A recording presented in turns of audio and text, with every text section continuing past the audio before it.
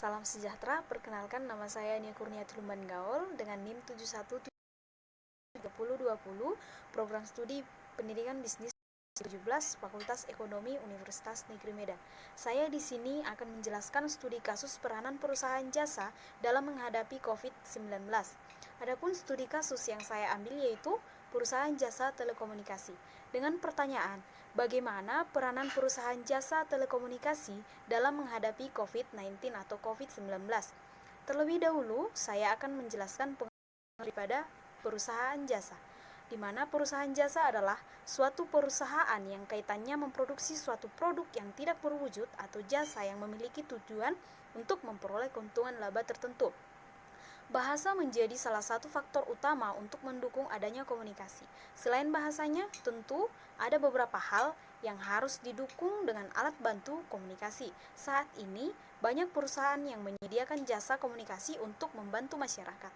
Jasa-jasa yang dimaksud melingkupi jasa pos, jasa telekomunikasi, jasa karir, jasa penerjemah, dan jasa lain-lainnya. Jasa telekomunikasi sendiri merupakan pelayanan komunikasi dengan menggunakan jaringan.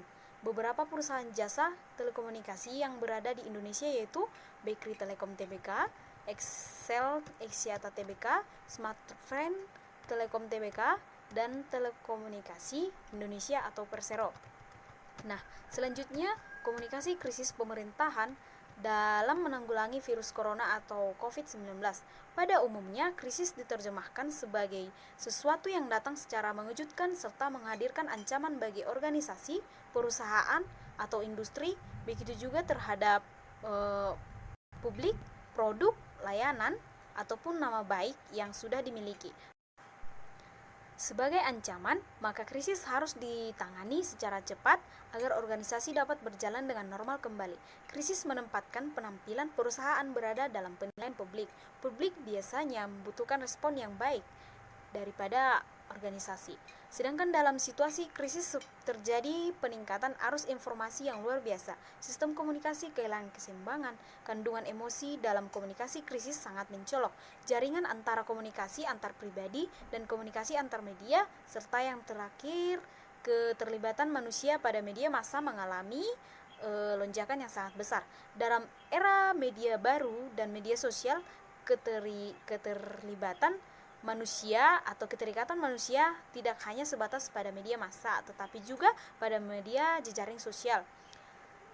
Jejaring komunikasi antar pribadi juga akan meningkat melalui jejaring-jejaring sosial tersebut.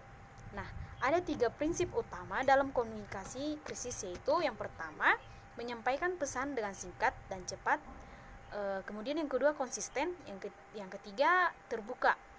Interaksi merupakan hal yang terpenting dalam setiap kegiatan dan interaksi sesama individu dan kelompok dan organisasi.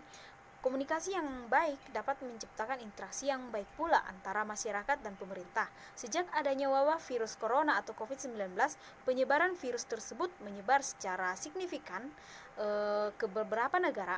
Hal tersebut merupakan krisis bagi seluruh umat manusia di dunia karena virus corona atau COVID-19 merupakan penyakit yang mengganggu saluran pernapasan sehingga dapat mengakibatkan kematian. Virus corona dapat dicegah tetapi tidak dapat dihindari. Agar dapat mencegah dan menghindari wabah virus corona atau COVID-19, maka diperlukannya upaya dalam menanggulangi virus corona tersebut. Di antaranya adalah upaya-upaya yang dilakukan oleh pemerintah terhadap masyarakat dalam aspek komunikasi krisis. Selain itu, pemerintah juga menghimbau masyarakat untuk bekerja, beraktivitas, belajar, dan beribadah di dalam rumah untuk menghentikan virus corona atau COVID-19 ini menyebar. Dan masyarakat diharapkan mematuhi instruksi yang diinstruksikan oleh pemerintah. Maka diperlukannya public relation agar hubungan antara masyarakat dan pemerintah terjalin dengan baik dan juga masyarakat bisa mematuhi instruksi daripada pemerintahan tersebut. Demikian pula pemerintah meminta masyarakat untuk memulai hidup sehat seperti mencuci tangan, mencuci muka, dan memakan sayuran serta memperbanyak olahraga. Dan dianjurkan juga memakai masker terhadap orang-orang yang sedang mengalami batuk dan flu dan pilek dan demam lain sebagainya. Krisis public relation ini sering disebut krisis komunikasi, terjadi karena disebabkan pemberitaan negatif yang kemudian berimbas buruk pada bisnis perusahaan. Pemberitaan media atau isu yang beredar bisa jadi benar atau mungkin saja tidak, tetapi berpotensi mempengaruhi citra seseorang atau perusahaan. Salah satu tugas public relation adalah mengklarifikasi pemberitaan di media sosial yang tidak seimbang. Salah satu upaya pemerintah dalam menanggulangi virus corona atau COVID-19 dengan diadakannya public relation, sehingga hubungan antara masyarakat dan pemerintah bisa terjalin dengan baik dan juga masyarakat bisa mematuhi anjuran-anjuran yang dapat disarankan oleh pemerintah, sehingga wabah virus corona atau COVID-19 tersebut dapat dicegah juga dibatasi. Nah, sekian yang dapat saya paparkan. Kurang lebihnya apabila ada penyampaian yang kurang, mohon dimaklumi. Terima kasih.